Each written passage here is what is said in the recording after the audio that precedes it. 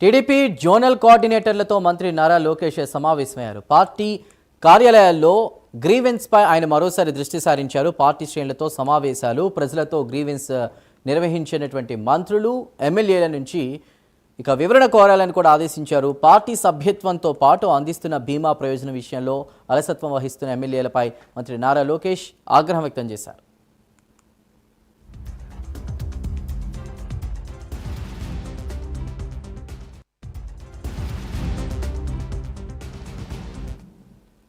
ఇప్పటి వరకు పార్టీ సభ్యత్వం ఉన్న 600 మంది మృతి చెందగా వారిలో 75 మందికి 5 లక్షల రూపాయల బీమా మొత్తాన్ని అందజేయడంలో నిర్లక్ష్యంగా ఉన్నటువంటి మంత్రులు, ఎమ్మెల్యేలు వైఖరిని మార్చుకోవాలని నారా లోకేష్ సూచించారు. అలాగే పార్టీ కేంద్ర కార్యాలయంలో డిసెంబర్ 1 నుంచి మండల అధ్యక్షులకు శిక్షణా కార్యక్రమాలు నిర్వహించాలని ఆదేశించారు. ప్రతి సోమ, మంగళవారాల్లో ఒక్కో బ్యాచ్కు 100 మంది చొప్పున శిక్షణ ఇవ్వాలని తెలిపారు. శిక్షణలో పార్టీ చరిత్ర, సిద్ధాంతాలు, సాధించిన విజయాలు, అభివృద్ధి కార్యక్రమాలపై అవగాహన కల్పించాలని మంత్రి లోకేష్ నిర్ణయించారు.